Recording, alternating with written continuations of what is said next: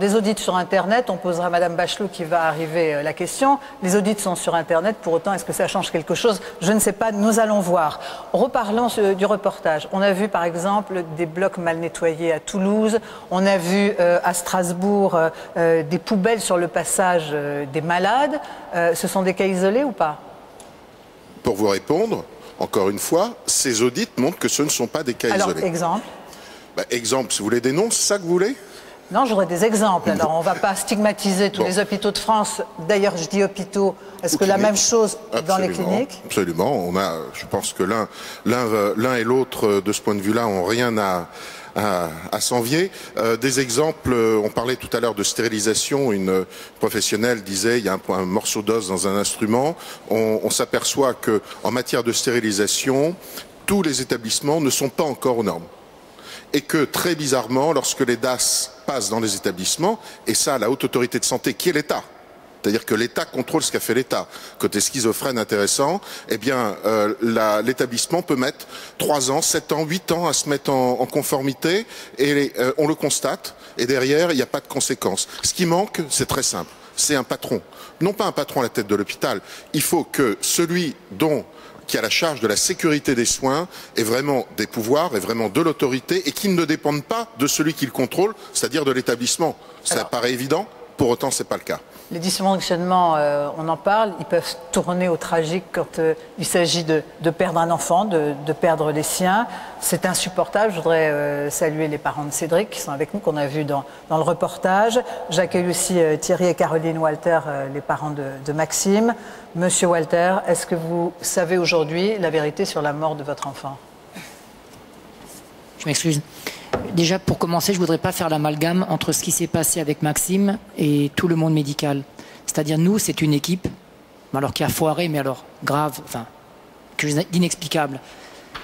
Donc ça, c'est déjà dit. Donc, ce qui s'est passé, c'est que Max a été admis à l'hôpital du CHU de Haute-Pierre en service de réanimation pour une rupture de rate. Au départ, l'échographe a tout de suite diagnostiqué qu'il fallait opérer, que l'hémorragie était tellement importante qu'il ne fallait surtout pas tenter de la conserver. Il est allé admis au bloc rapidement, il ressort du bloc et on nous dit qu'ils ont tenté de conserver la rate par un système TNO, ça s'appelle, où il faut faire des transfusions sanguines. Je vais juste finir sur un point. Je vous en prie. Oui, c'est que, à force de mettre du sang à Maxime, à forte dose, sans aucun contrôle, quand on entame ce protocole, il y a tout un protocole à mettre en place. Échographie, un chirurgien qui peut faire une embolisation, enfin le chirurgien qui est présent sur place, etc. etc. Nous, on ne sait même pas qui c'est qui était médecin, qui c'est qui était infirmière. En tout cas, on n'a pas vu de chirurgien, on ne nous a pas présenté d'anesthésiste.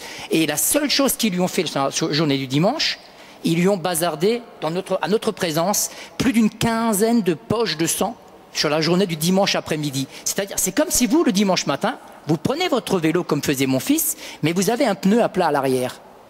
Et bien vous gonflez, mais vous gonflez 12 heures sans vous poser la question si effectivement il faut poser une rustine pour arrêter l'hémorragie. Donc vous ne savez toujours pas la vérité si, justement, à ce sujet-là, j'aimerais bien, étant donné que j'ai la chance, je vais apporter un élément neuf que normalement je ne devrais pas divulguer, mais que je vais quand même faire parce qu'aujourd'hui... L'enquête est en cours. Tout à fait, mais je vais quand même le faire parce que de toute façon, ça va pas nous ressusciter Maxime, donc le reste, aujourd'hui, nous, on s'en fout.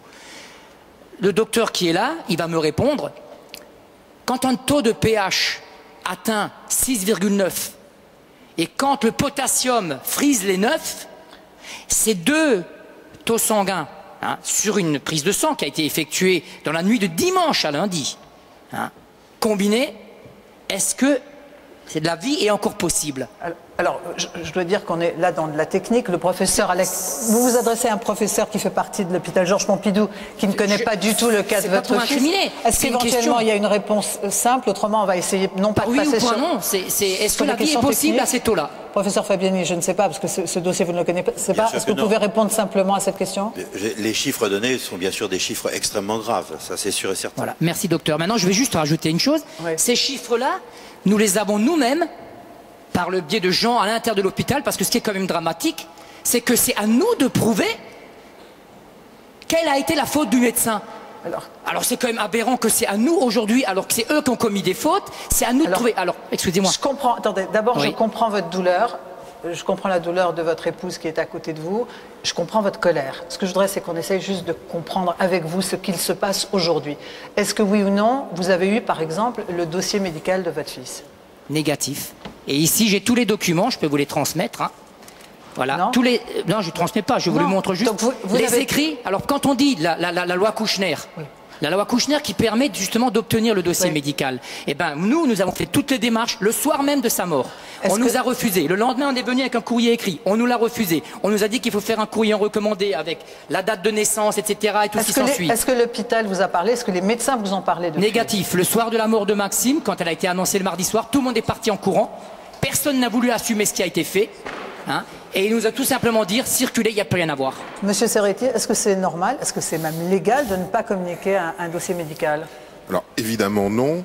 Il y a effectivement une procédure. Simplement, arrive un moment, il faut être humain. Vous savez, souvent j'entends certains médecins, de moins en moins, mais enfin, nous dire, les Français veulent le risque zéro. C'est pas